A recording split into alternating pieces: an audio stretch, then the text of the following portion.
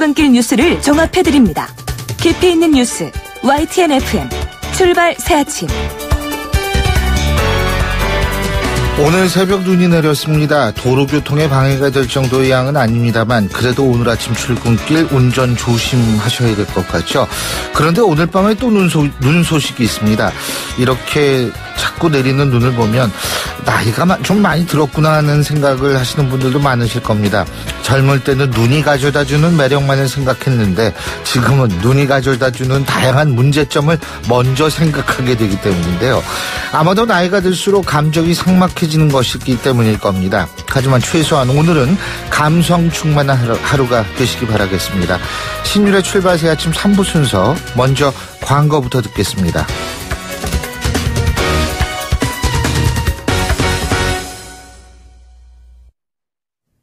YTN 라디오 신율의 출발 새아침.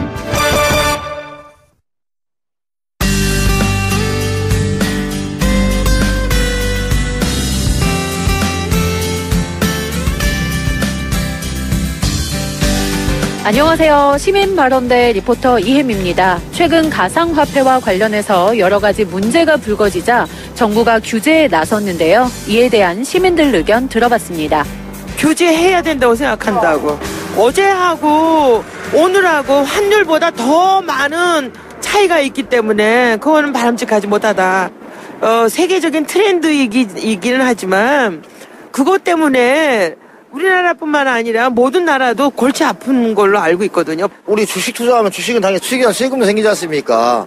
그건데 세금 같은 것도 없잖아요.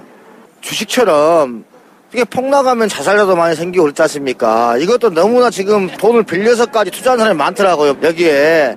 그래서 또 이게 폭락이 됐을 때 결과적으로 또 그런 많은 사람들이 피해 사례가 많이 송출될 것 같아요. 그러니까 제도권에서 어떤 규제를 해야 된다. 아는 사람들만 알아가지고 좀 국민들이 알 수 있게끔 알려줘가지고 규제할지 안 할지에 대해서 의견도 받고 해서 좀 알려줬으면 좋겠어요. 무조건 규제하는 게 아니라. 제일 많이 볼 수 있는 게 방송이니까 방송이나 아니면 프로그램, 예능 프로그램이나 많이 볼 수 있는 것들 통해가지고 그냥 쉽게 알 수 있게 해줬으면. 새로운 산업이잖아요. 새로 등장한 거기 때문에 아직 규제를 하기에는 뭔가 좀 정보가 부족하고 좀 더 뭔가 대책을 세우는 게 먼저지 규제부터 하는 거는 맞지 않다고 생각합니다. 그게 지금 사행성이라는 논란이 가장 많으니까 뭔가 그런 금액에 뭔가 제한을 준다던가 뭔가 그런 상한선을 정해준다던가 하는 방법도 있지 않을까 하는 생각이 듭니다. 규제의 가장 큰 목적은 어쨌든 투기성을 방지하는 데 있으니까 그것만 방지하는 거지 거기에서 더 나아가가지고 이걸 통해서 뭘 할 수 없게 만드는 정도의 규제는 안 했으면 좋겠다. 그 정도 좀 매번 하던 방식대로 이야기 안 듣고 막무가내로 하지 말고 실사용자랑 그다음에 앞으로 할 사람들이랑 그런 사람들의 이야기를 통틀어서 듣고 하는 게 제일 좋을 것 같아요.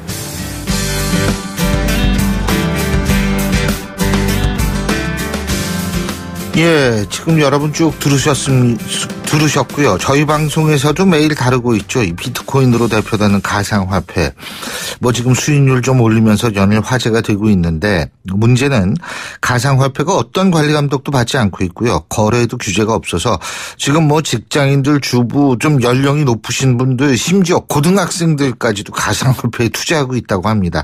상황이 이러다 보니까 규제를 하느냐 마느냐 정부의 고민거리가 생겼는데 정부가 고삐를 쥐고 나섰다라는 얘기도 있죠. 법무부가, 우리나라는 법무부입니다. 법무부가 주도해서 이 가상화폐 규제를 가해서 투기와 범죄 수익 은닉을 막겠다는 건데요. 하지만 방금 시민들의 인터뷰처럼 규제 여부를 둘러싼 찬반 충돌이 치열한 상황입니다. 그래서 오늘은 가상화폐 규제를 찬성하는 쪽과 반대하는 쪽의 입장을 들어보는 토론 시간 마련했습니다. 먼저 가상화폐에 대한 규제가 필요하다는 입장이시죠. 경희대학교 컴퓨터공학과 한호연 교수 전화 연결돼 있습니다. 이어서 규제해서는 안 된다. 반대 입장이신 차의과대학 경영대학원 이영환 부원장 전화 연결돼 있습니다. 두 분 다 안녕하십니까? 안녕하세요. 네, 안녕하세요. 예.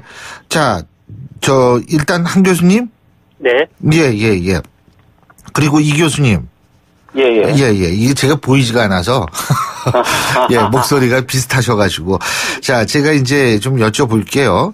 지금 정부가 이제 본격적으로 가상화폐 규제를 검토하고 나섰다. 이런 건데, 지금 우리 이영환 부원장님께서는, 이게 규제해서는 안 된다. 이런 입장이신 거죠. 그죠? 예, 그렇습니다. 그 이유부터 좀 말씀해 주시겠어요?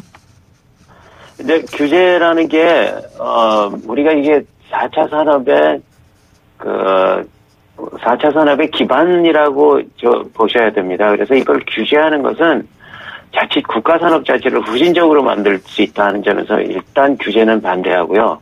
하지만, 이 시장이 너무 핫해서 부작용이 있을 수 있다. 그 부작용에 대한 어떤 조치는 필요하다고 말씀드릴 수 있습니다. 그러니까 지금 부작용에 대한 조치와 규제를 구분하시네요. 그죠? 그렇죠. 예. 알겠습니다. 자, 한호영 교수님, 어떻게 보십니까? 네. 규제가 필요하다고 하셨는데, 규제가 필요하시다는 얘기예요? 부작용에 대한 조치가 필요하다시는 겁니까? 저는 규제가 필요하다고 판단하고 있습니다. 예. 이유 말씀해 주시죠. 예. 예. 지금 연일, 가상화폐를 둘러싼 사기 피해 사건이 발생하고 있습니다. 예. 그리고 청소년에서부터 노인층에 이르기까지 사행성 투기 거래도 발생하고 있고, 예. 또한 가상통화를 이용한 범죄도 지속적으로 늘어나고 있다는 점을 분명히 알아야 될 것 같습니다. 예. 그런데 그게 우리나라가 이 규제를 전면적으로 하면서 금지하고 이러면서 우리나라만 그냥 갈라파고스화 되고 있는 거예요. 그런 식의 빈대잡기에서 초과삼관 태우는 식의 규제는 필요 없다는 거죠. 그렇게 해갖고 이렇게 해갖고 장님 칼 휘두르듯이 마구 휘둘러갖고 산업 자체를 죽이면 안 되는 겁니다. 저희가 말씀드리는 게 그겁니다. 아니, 죄송합니다. 규제가 필요하다고 말씀하셨는데, 지금 끄트머리는 좀 이 빈대잡기에서 초과삼관 태우는 식으로 해서 규제가 필요하지 않다는 말씀이세요? 지금은 이제 전면 금지하고요. ICO 전면 금지하고 비트코인 같은 현물 거래를 유사 승인 행위로 규정하고, 그리고 그걸 금지한다든지, 선물 거래에서 가상화폐 선물 거래를 금지한다든지, 가상화폐 거래소를 원칙적으로 불법으로 한다든지, 이런 식의 규제는 갈라파고스화가 된다는 겁니다. 산업의 그러니까 그런 식의 규제는 하면 안 된다. 그죠? 안 된다, 이겁니다. 그리고 가상화폐 사기나 아까 말씀하신 청소년 이 소위 말해서 사행성 투기라든지 가상화폐 범죄는 막을 수 있는 조치를 해야 된다, 이 말씀이시네요. 최소한의 조치를 해야 되는 거죠. 그러니까 규제는 이런 쪽으로만 규제를 하고 나머지는 규제하면 안 된다, 이런 뜻이네요. 한 교수님도. 그렇죠. 그러니까 제가 이렇게 볼 때는 두 분이 의견이 그렇게 크게 다른 것 같지는 않은데 어떻게 판단하세요? 이영관 부원장님? 이영관 교수님? 이 교수님? 예. 한호영 교수님입니다. 저는 부원장이세요. 예. 아니요, 이영환 부원장님이요. 지금 제가 여쭤본 분입니다. 예, 저는 차이가 별로 없다고 생각합니다. 지금 한호영 교수님도 그런 말씀하고 별 차이가 없다는 말씀이세요? 이영환 부원장님도? 예, 그렇습니다. 예, 약간 차이가 있으세요? 예, 차이가 있습니다. 어떤 차이요? 저는 일단 규제라는 것이 일단 필요한 어떤 사행성 투기라든지 문제점을 예방하는 것도 분명히 있어야 할 것이고요. 이러한 문제가 발생하고 있는 근원적인 문제에 대한 조치도 필요하다고 보는 입장입니다. 그런데 이러한 근원적인 입장 자체, 규제에 대한 입장이 어떤 산업을 육성하는 데 맞거나 장애 요소로 반드시 연결된다고 보지는 않습니다. 그러니까 한 교수님 비트코인 현물 거래를 유사 수신 행위로 규정한다는 것에 대해서는 어떻게 생각하십니까? 그 부분에 대해서는 아직 명확한 입장보다는 아직 정부의 입장이 발표되지 않은 상황이기 때문에 좀 더 지켜봐야 될 것 같습니다.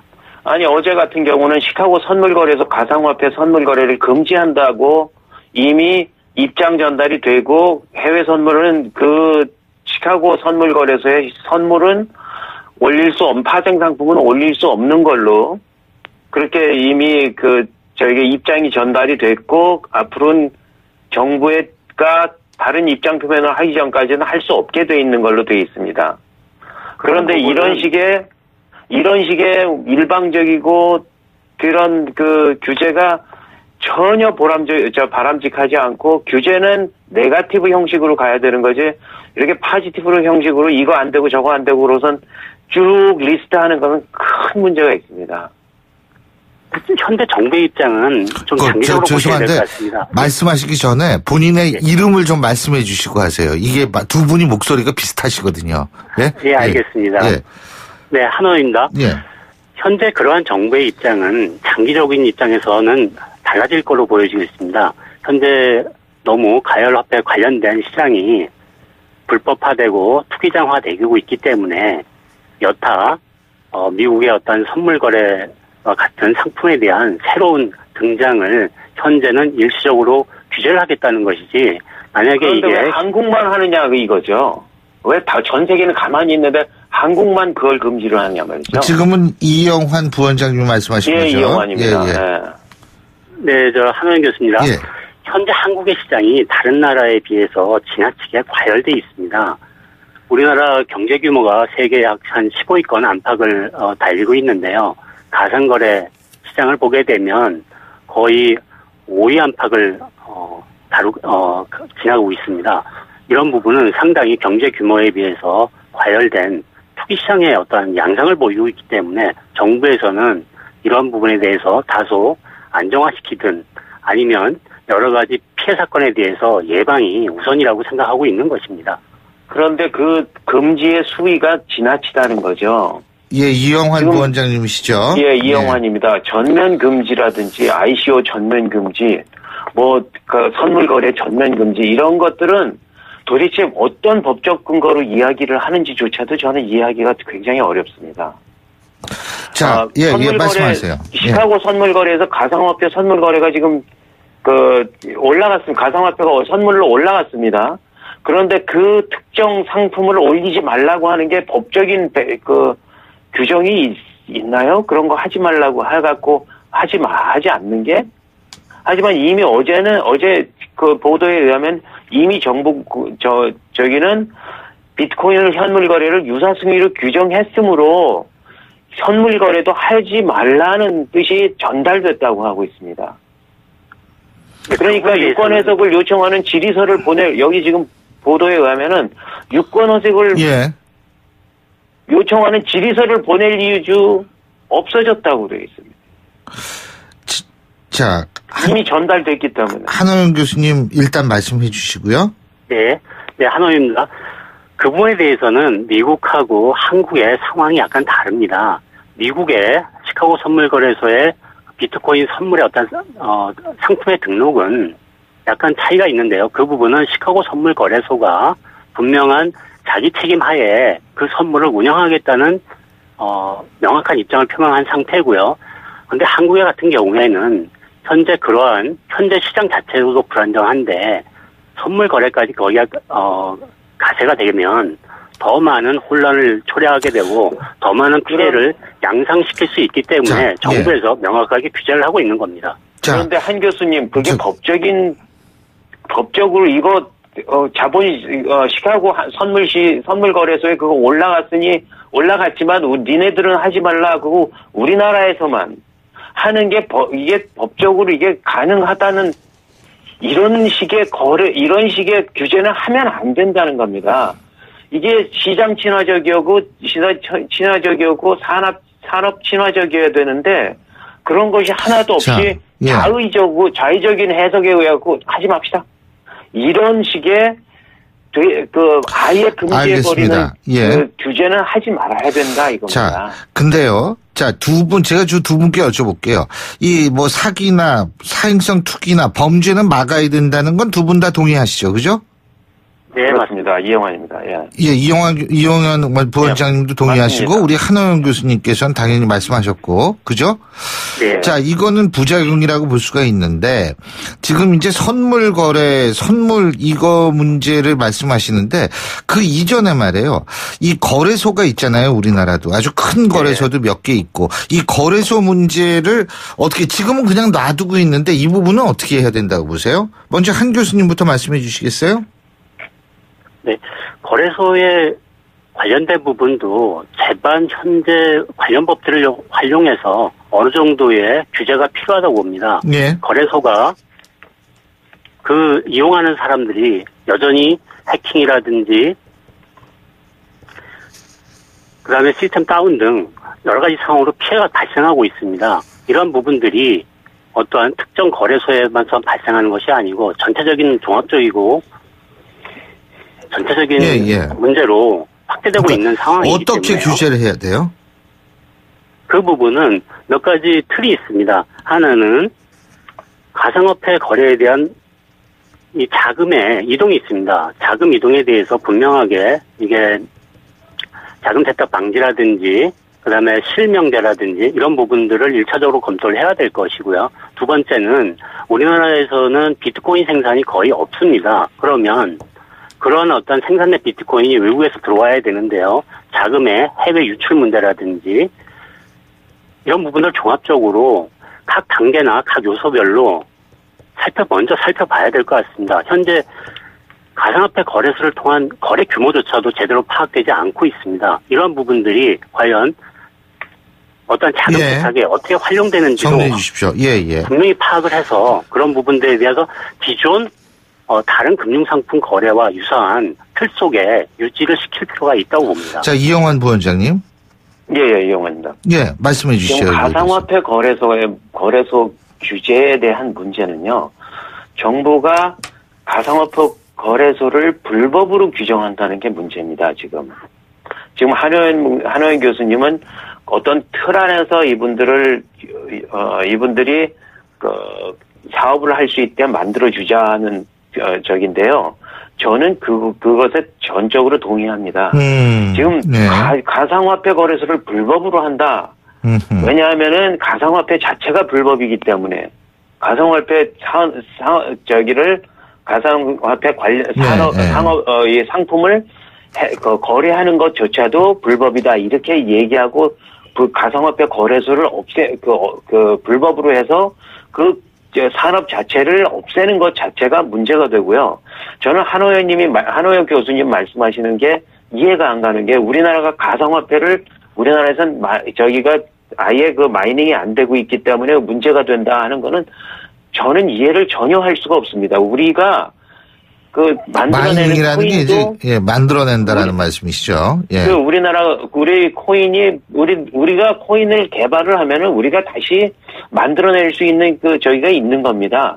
산업이 생성될 저기가 있는 겁니다.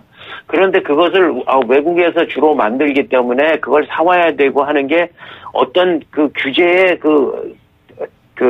근거가 될 수는 없다. 근거가 된다는 게 저는 이해가 전혀 안 가고요. 특히 시카고 선물 거래소 같은 경우 우리나라 가상화폐 거래소는 거의 세계 1위가 되어 있습니다. 그런데 이것을 어떻게 키워서 정말 금융 거래소만큼 사이즈로 만들어서 알겠습니다. 우리나라 산업을 키울 건지를 생각을 해야 되는 건데 그걸 생각하지 않고 규제부터 생각하는 건 산업적이다 이렇게 생각하는 거고요. 예, 알겠습니다. 혹시 저는 시카고에서 조금만 더 하겠습니다. 시카고에서 제가 오랫동안 살아서 아는데 시카고라는 도시의 한 3분의 2쯤은 파생 상품으로 먹고 삽니다. 국가가 먹고 살 수 있는 그런 산업이 생길 수 있는 거예요. 시카고 선물 거래소가 전 세계 선물의 3분의 2가 돌아가는 돈입니다. 시장입니다. 우리도 지금 정리해 주십시오. 가상화폐 거래소가 이렇게 커져 있는 상태에 이걸 어떻게 육성하느냐, 어떻게 키워서 우리가 정말 알겠습니다. 시간 관계상 가상화폐 거래에서 생기는 이득을 우리가 얼마나 볼 수 있느냐를 생각해야지 어떻게 규제할 거냐 생각하는 알겠습니다. 건 자, 한호영 교수님 말씀해 주시죠. 시간이 다 됐습니다. 말씀해 주세요. 예, 이게 두 가지 관점에서 좀 분리해서 봐야 될 것 같습니다. 이 가상통화 거래의 문제하고 산업의 문제를 분리해서 보지 않으면 이 문제 해결이 안 될 것으로 보입니다. 가상통화 현재 거래 행위 자체는 현재 국내에서 보면 투기 시장화가 돼 있습니다. 이 투기 시장화된 시장을 안정화시키지 않으면 자, 말씀하신 산업 발전조차도 이루어지기가 어렵습니다. 일단 말씀을 드려보세요. 현상을 막아버리고 금지하면서 어떻게? 예, 알겠습니다. 어쨌든 예, 자 이게 원코인 죄송합니다. 얘기 안 하겠습니다. 이게 어떻게 되냐면 지금 시간이 거진 다 됐는데요. 한 교수님이 말씀을 제일 조금 하셨으니까 마지막으로 네. 그 말을 마무리해 주세요. 네. 지금 가상통화 거래 행위에 대해서 이제 불법으로 간주하겠다는 의미는 또 다른 의미를 내포하고 있습니다.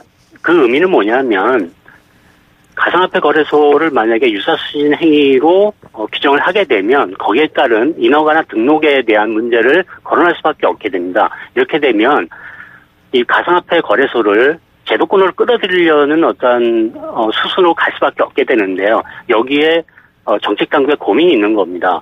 전면 규제를 하자니 또 그거에 대한 제도권에 대한 유인책을 또 줘야 될 것이고 이런 부분에서 지금 어떠한 강력한 조치를 하기에 약간 좀 난감한 문제에 봉착된 건 알겠습니다.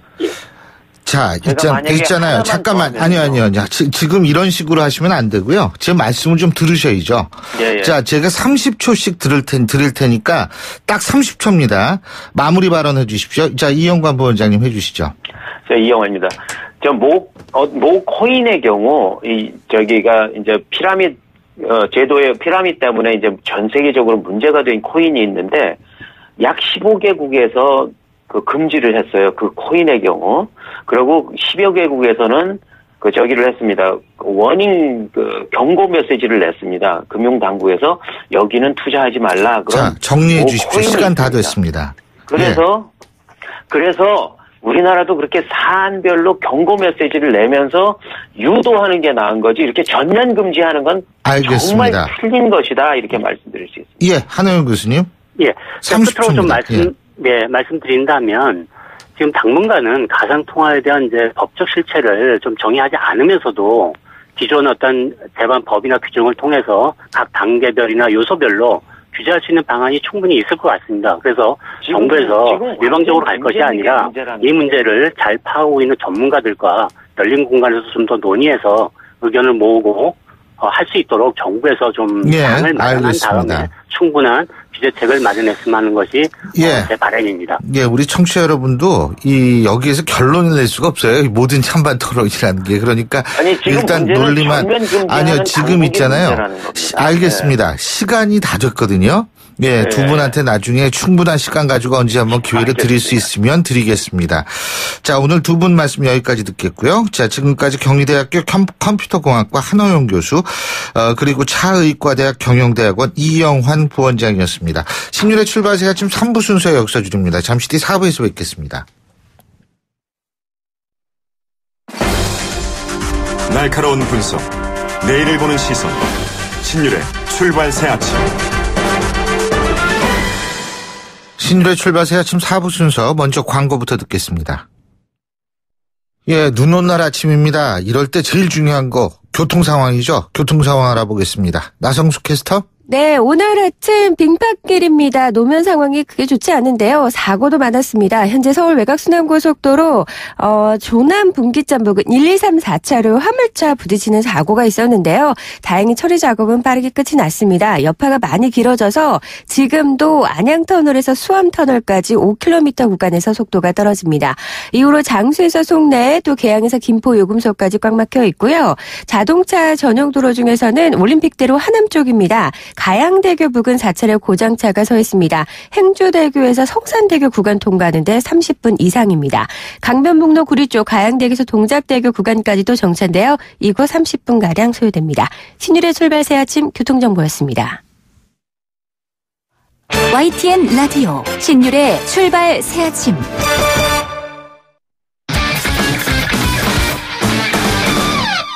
스포츠 소식 알아보겠습니다. 최동훈 스포츠 평론가 전화 연결합니다. 안녕하십니까? 예, 안녕하세요. IOC가 결국 러시아에 대해서 평창올림픽 참가 금지 징계를 결정을 했는데 러시아 선수들 개인적 자격으로는 출전할 수 있는 거죠? 예, 그렇습니다. 오늘 새벽에 IOC가 집행위원회를 열고서 정부가 주도적으로 선수들에게 약물을 복용케 한 러시아에 대해서 평창 동계올림픽 참가를 금지했습니다. 다만 IOC가 지정한 도핑 테스트를 통과한 선수들은 이 개인 자격으로 평창올림픽에 참가할 수 있도록 허용을 했거든요. 이 개인 자격으로 참가하는 선수들, 러시아 출신 선수라는 것을 의미하는 OAR, 그러니까 이 올림픽 애슬리트 프롬 러시아, 이 러시아 출신 선수라고 표기된 유니폼을 입어야지 되는데 여기에는 러시아 국기가 아닌 오륜기를 새겨야지 되고요. 이 러시아 출신 선수가 금메달을 따게 되면 러시아 국가가 아니라 올림픽 참가를 울리게 돼 있습니다. 자, IOC는 또 이 비탈리 무스코 러시아 체육 담당 부총리를 올림픽에서 영구 추방했고요. 주코프 러시아 IOC 위원 자격도 정지를 시켰고 벌금 1,500만 달러를 부과했습니다. 러시아도 반발 만만치 않을 텐데 이게 러시아 같은 경우에 평창올림픽 거부할 수도 있는 거 아니에요? 이제 그게 이제 관심사입니다. 이 블라디미르 푸틴 러시아 대통령은 이 당장 모욕적인 조치라고 반발을 했고요. 이 러시아의 최대 관영 미디어 그룹인 이 VGTRK는 러시아 선수단이 참여하지 않는 올림픽을 중계하지 않겠다 이렇게 발표를 했습니다. 러시아가 과연 개인 자격으로 참가를 할지 아니면은 이 평창 올림픽을 전면적으로 보이콧할지 이게 이제 관심사인데 러시아에서는 아직 이 평창 올림픽 참가 결정이 결정되지는 않았거든요. 주코프 러시아 올림픽위원회 위원장이 얘기로는 러시아 올림픽 관계자들이 참석하는 회의를 열고서 올림픽 참가에 대한 최종 결정을 논의하겠다 이렇게 밝혔습니다. 근데 이 러시아 선수들 참가하지 않으면은 우리 평창올림픽 흥행에 좀 부담되는 거 아니에요? 예? 이제 그런 분석이 이제 많이 나오고는 있습니다. 그러니까 이 러시아가 동계 스포츠 강국이기 때문에 글쎄요. 만약에 이 러시아가 평창올림픽 보이콧을 선언하게 되면은 이 아이스하키나 노르딕 스키, 이 루지, 이 바이애슬론 같은 종목에서 이 세계 정상급 선수들이 빠지게 되니까 흥행에 문제가 생긴다는 것이 이제 일반적인 예상이거든요. 자, 그런데 뭐 이 현실은 이것보다 좀 더 복잡하다고 저는 봅니다. 무슨 얘기냐면은 이 동계 스포츠가 인기를 끌고 있는 북미하고 유럽에서는 평창올림픽에 대한 관심이 줄어들 수는 있는데, 근데 만약에 러시아 선수들이 이 불참하게 되면서 예를 들어서 우리 같은 경우에는 이 금메달 8개로 이 종합순위 4위를 목표로 하고 있는데 러시아 선수들이 불참하게 되면서 썰매나 스키 종목에서 의외의 메달을 추가해서 2, 3위를 다투게 된다면은 국내에서는 오히려 단번에 평창올림픽 붐이 일어날 수도 있다라고 보고요. 만약에 또 의외의 깜짝 메달, 예를 들어서 아프리카나 중남미 선수들의 깜짝 메달이 나온다면은 또 상황은 또 달라질 수도 있다라고 봅니다. 자, 프로야구 얘기 하나 해야죠. 프로야구 선수협회가 어제 총회를 열었는데 어제 총회에서도 회장을 뽑지 못했다고 그러는데 왜 그런 거예요? 회장을 하겠다는 선수가 없어서 그렇습니다. 이거 좋은 현상이죠. 감투 안 하려고 그러는 거. 정치계도 좀 이런 거 배워야 되는데. 그런데 이게 좀 복잡합니다. 어제 이제 프로야구 선수협회가 총회를 개최했거든요. 회장을 뽑지 못했는데, 올해 초에 이호준 전 회장이 사퇴한 이후에 회장 없이 협회를 운영해 오고 있는데, 이제 앞으로 회장 공백 기간이 더 길어지는 겁니다. 이 말씀하신 대로 회장 후보로 나온 선수가 없기 때문에 못 뽑은 거거든요. 이 몇몇 이 회장 후보로 거론된 선수들 전부 다 고사했고요. 이 선수협회가 분명히 해야 할 일, 또 할 수 있는 일이 많이 있는데, 그런데 이 현역 선수 입장에서 회장을 맡는다는 게 좀 상당히 부담스러울 수도 있겠죠. 근데 그동안 이전에 이 선배들이 이 고생하면서 지금까지 선수협회를 이끌고 온 것도 분명한데, 지금 이 회장할 사람이 없어서 회장 공백 기간이 길어진다는 거, 이건 지금 보면 조금 좀 실망스럽다고 볼 수 있을 것 같습니다. 예, 잘 알겠습니다. 오늘 말씀 여기까지 듣겠습니다. 고맙습니다. 예, 고맙습니다. 예, 지금까지 최동호 스포츠 평론가였습니다.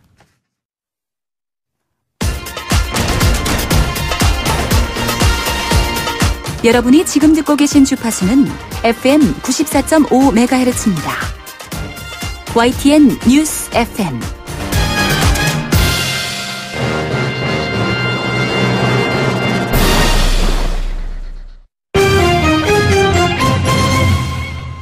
예, 경제뉴스 알아보겠습니다. 한국경제신문의 정인설 기자 스튜디오에 나와 계십니다. 어서 오십시오. 안녕하세요. 그 예산안 얘기 좀 하는데 자유한국당 뭐 진짜 뼈 아프겠어요. 예? 들러리 서고 제주는 누가 부리고 재미는 누가 부는 형국이 됐죠. 국민의당이 뭐 최종 승자가 됐고 루저가 자유한국당이 됐는데 그것보다 이제 자유한국당이 어제 이제 본회의 표결에 불참한 이유가 공무원 증원 예산하고 법인세 증가 이 부분에 반대한다는 걸 얘기했거든요. 근데 이제 그 전체 예산안 통과되고 각 법별로 또 통과를 시켰잖아요. 법인세법하고 소득세법 같은 경우인데 자유한국당이 좀 뼈아프다라는 게 법인세법이에요. 법인세를 올리는 걸 반대했잖아요. 그래서 여기 보이콧을 했는데 한국당 의원들이 다 불참하니까 133명이 참가했습니다. 이 중에 177명이 참가해서 133명이 찬성을 해서 통과가 됐는데 만약에 한국당 의원들이 어제 100여 명이 있었다라고 해요. 전체 110명 그 원내 의원 중에 만약에 100명이 다 참가해서 반대표를 던졌다면 법인세법안은 반대 통과가 안 됐다. 부결이 됐을 가능성이 부결이 될 가능성이 상당히 높았는데 한국당 의원들이 뭐 안에 안 들어가고 뭐 밖에서만 이제 막다가 결국에 법인세법을 막지 못한 상황이 된 거죠. 근데 뭐 공무원도 지금 9,475명인가요? 이거 늘리기로 했는데 이 숫자가 정확히 어떻게 나왔는지 담당 부서도 잘 모른다 그러더라고요. 제가 어제 이제 3개를 평균 냈더니 9,407이 나왔었는데 딱 안 맞아요. 저도 약간 의아했는데 뭐 9,000명 중에서 뭐 몇십 명 안 맞는 건 많지 거예요. 그런데 어제 그 내용을 봤더니 이런 거예요. 민주당이 이제 1,200명, 500명 했다가 이제 10,000명까지만 봐주겠다라고 했고 국민의당이 9,000명. 그 사이가 얼마지? 9,500.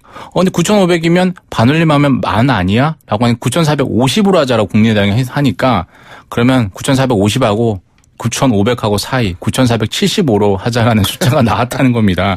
이제 과연 이제 어떻게 하자는 게 참 이거 상당히 정말 재밌는 거죠. 그리고 근데 그 또 중요한 건 요 사이엔 또 한국당이 빠져 있는 한국당 패싱이 또 일어난 거죠. 자유한국당 패싱이. 그러니까 요래저래 뭐 여러 가지 에피소드가 있었던 것 같습니다. 아동 수당 지급 대상은 이게 봉급 얼마 이상 돼야 돼요? 작년 통계청 기준으로는 월 3인 가구 기준은 월 소득 723만 원이 맞아요. 부부 합산. 맞습니다. 부부 합산 723만 원 맞는데 이게 매년 바뀌잖아요. 매년 다시 통계를 내야 되고요.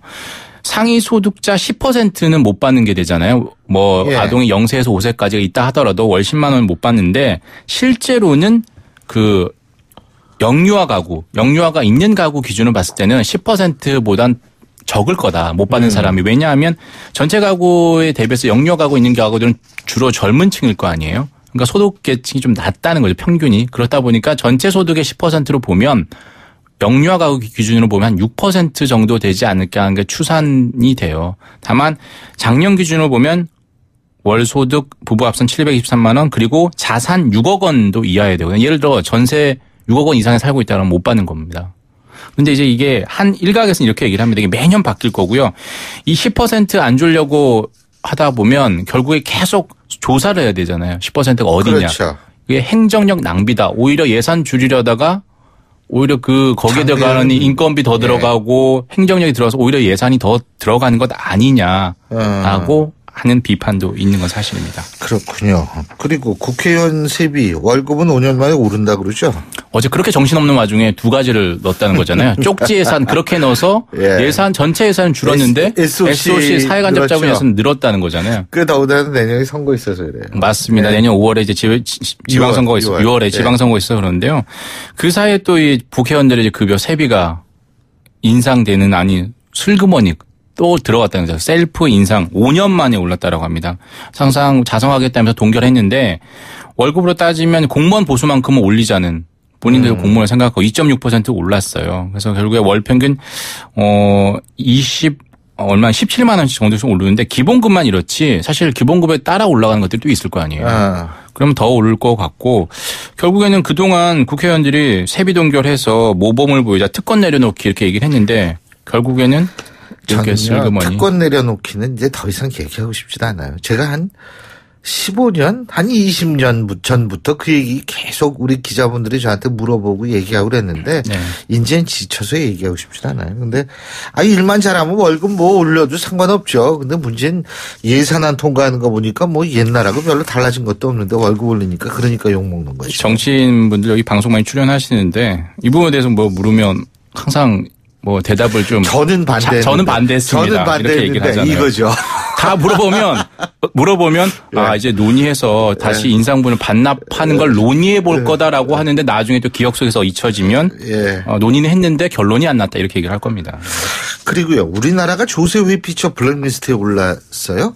그렇습니다. 이게 EU에서 발표를 한 건데요. 이거는 뭐 다른 곳에도 발표하는데 EU의 조세 회피처가 많이 몰려 있는 게 사실이에요. 근데 형평성 문제가 있다는 거죠. 17개국을 발표했는데 대충 그 면면을 보면 미국령 사모아 그리고 뭐 바레인, 그레나다, 괌, 몽골, 파나마 이런 데가 들어가 있는데 뜬금포로 한국이 들어간 거죠. 티니지 아랍에미리트로 들어가 있고 우리나라의 뭐 자유경제구역 관련이나 외국인 투자 관련해서 문제를 삼았다라고 하는데 그러니까 우리나라가 자본시장이 굉장히 개방돼 있잖아요. 맞습니다. 자본시장은 개방돼 있는데 그 부분에 대해서 어떤 이게 조세를 어떻게 뭐 조금 회피하기 위한 그 수단으로 쓰고 있는 거 아니냐. 페이퍼 컴퍼니도 뭐 만들고 이런다. 맞습니다. 그 개방이 오히려 역설로 다가왔는데 중요한 건 OECD 국가 중에서 거의 한국밖에 없다는 거고요. 이게 형평성에 문제가 있다는 거죠. 유럽에 흔히 이제 조세 회피처 많이 얘기하는 영국령의 버뮤다, 버진 아일랜드 이런 게 지금 빠져 있거든요. 이건 EU 지들은 봐주고 한국만 괜히 어떤 이미지 먹칠을 시키려는 것 아니냐 이런 얘기가 있어요. 그래서 기획재정부는 범정부적 차원에서 대처를 하겠다라고 하는데요. 저는 우리나라가 조세 회피처에 됐다는 건 말이 안 된다고 봐요. 텍스 해분 됐다는 거. 왜 그렇죠? 이게 사실 그 버진 아일랜드나 이런 데 잘 살고 못 살고 떠나가지고 거기에서는 사실 그 상당히 국내 자본의 유동도 굉장히 원활하거든요. 우리나라는 국내 자본은 그렇지가 않잖아요. 뭐 여러 가지 세금을 이제 안 내게 하는 수단이 한국에도 있을 수 있다 이런 지적인 것 같은데요. 이게 이렇게 조세 회피처가 되면 이후에 물어봐야겠네. 그거 안 내려면 어떻게 해야 되는지. 조세 회피처가 돼서 오히려 투자가 늘어날 수도 있는 거예요, 사실. 그런데 각 유럽 국가들이 거기에 대한 보복을 하게 되거든요. 제재를 하게 됩니다. 그게 한국의 피해로 돌아온다는 거죠. 자, 그리고 국세청이 가상화폐에 세금을 물리는 방안을 추진 중이라고 그러네요. 방금 전에도 가상화폐 두고 찬반 토론을 했던 것 같은데요. 굉장히 치열한 토론이죠. 이 핵심은 이 가상화폐를 어떻게 정의하느냐가 먼저예요. 화폐로 볼 거냐, 자산으로 볼 거냐, 이도저도 아닌 걸. 지금 이도저도 아닌 거거든요. 이 정의를부터 하고 세금을 어떻게 매길 거냐를 해야 되는데 일단 세금부터 매기자는 거예요. 지금 가상화폐 투자하는 사람들의 여러 이유 중에 하나는 오를 거다라고도 있지만 이 세금이 없어서 어떤 증여 이건 가능하지 않을까라고 생각하는 부분도 분명히 있거든요. 이 부분에 대해서 이제 국세청이 비트코인 같은 가상화폐 사고 팔 때 차익이 날 거 아니에요. 양도세를 매기거나 아니면 거래를 하니까 거래세를 매기는 방안을 검토하고 있다라는 건데요. 지금 주식은 소액 투자자 개미들 같은 경우는 그 양도세를 안 물고 있죠. 부동산은 당연히 물리고요. 그러면 비트코인 화폐, 가상화폐는 어떻게 볼 거냐 나오죠. 금융자산으로 볼 거냐 아니면 화폐 자산으로 볼 거냐 이 부분이 상당히 앞으로 관심되는 거죠. 세금을 물리는 건 좋은데 세금을 물리면 그만큼 예를 들면 예상되는 피해를 정부가 막을 수 있는 관리 감독도 잘해야 되는 거 아니에요? 맞습니다. 그런 게 이제 결국 규제다 보호제도다인데 그런 거 없이 세금부터 매기는 게 맞냐는 게 있고 글쎄요. 일단 미국, 영국, 독일 같은 주요 국가들은 현재 가상화폐를 주식 등과 같이 자산으로 보고 규정을 이미 했습니다. 거기서 소득이 발생하면 양도세를 매기게 하고 있거든요. 근데 한국은 정의도 하지 않고 정말 정체불명의 비트코인이지만 니들 일단은 차익이 나니까 세금은 내. 라는 건데 좀 앞뒤가 안 맞는 부분이 있긴 해요. 자, 최저임금에 상여금이 포함된다고 그러네요. 현재 최저임금에는 이 기본급하고 직무수당, 직책수당 정도. 그러니까 흔히 얘기하는 우리가 얘기하는 그 통상임금에 준하는 고정성, 일률성, 정기성 이런 것들이 있는 것만 들어가는데 상여금, 보너스나 야간 휴일수당, 연장수당 이런 건 안 들어갑니다.